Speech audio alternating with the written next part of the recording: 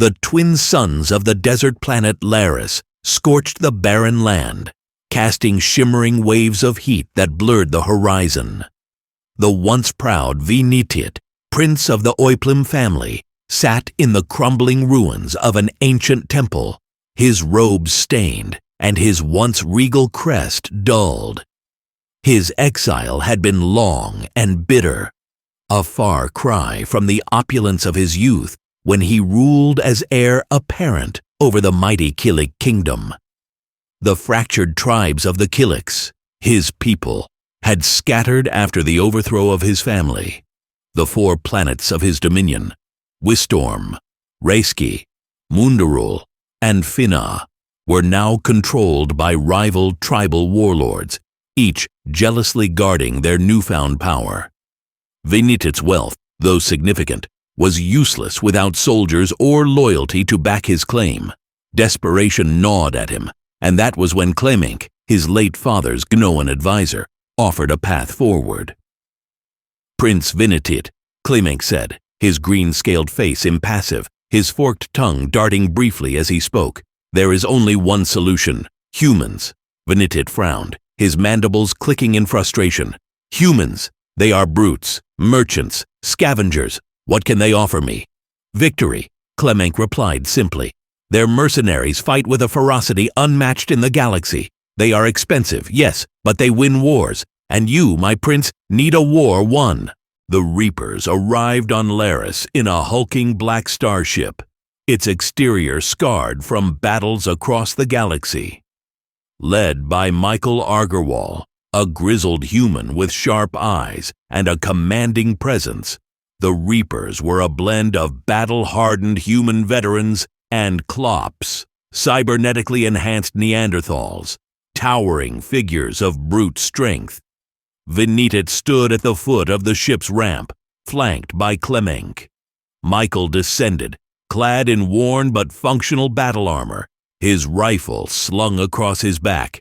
He stopped before Venitit, studying the prince with a mixture of curiosity and disdain. "You're the one hiring us?" Michael asked, his voice steady but tinged with skepticism. Venitit bristled.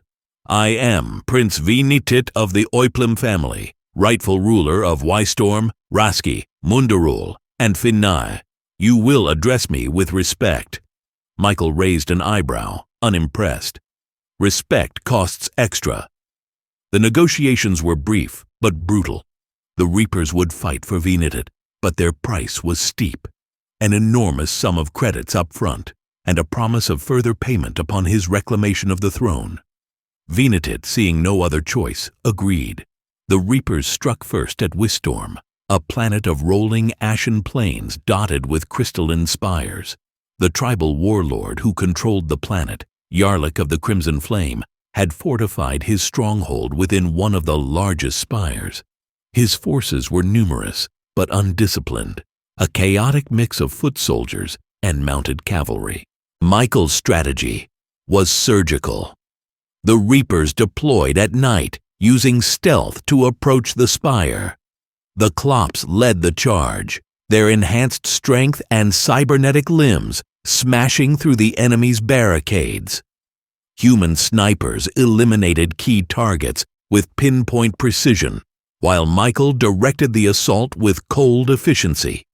Venitit watched from a command post, awed and unnerved. The Reapers fought like predators, taking down the warlord's forces with ruthless precision.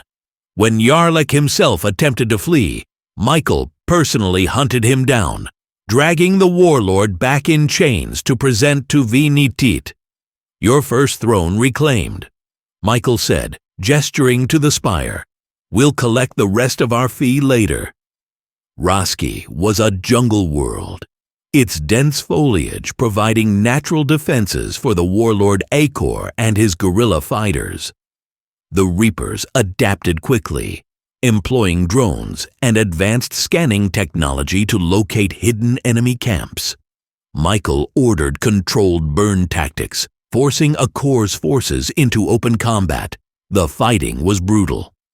Venitit, riding with the Reapers for the first time, witnessed their savagery up close. He saw a Klop rip an enemy fighter in half with its bare hands.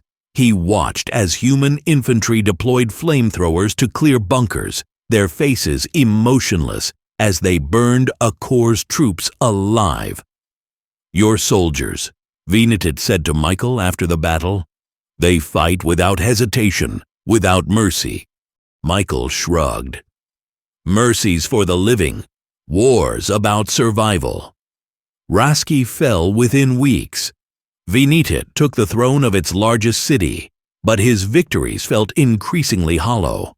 Mundarul, a planet of floating sky cities tethered to the ground by massive cables, posed a unique challenge. The warlord Velzane controlled the bastions, his airships patrolling the skies, and his forces entrenched in the floating fortresses. Michael devised a daring plan. The Reapers would hijack Velzane's own airships to infiltrate the sky cities. Venetit protested the risk, but Michael dismissed his concerns. "You hired us to win, not play it safe." The operation was a masterpiece of chaos. The Reapers stormed an airship dock, commandeered several vessels, and used them to launch a surprise assault on Velzane's stronghold. The fighting was close quarters and savage, with the Reapers clearing hallways and corridors room by room. When Velzane's forces attempted to cut the tether cables to collapse the bastion, Michael led a desperate counteroffensive to secure the control room. The battle ended with Velzane's surrender, his forces demoralized and defeated. Vina was the most treacherous of the 4 planets, its surface covered in ice and its skies perpetually shrouded in storms. The warlord Balik had fortified himself in an ancient citadel, surrounded by miles of frozen wasteland. Michael's strategy was brutal, but effective. The Reapers launched a 3-pronged assault, using armored transports to traverse the ice and bombard Balik's defenses.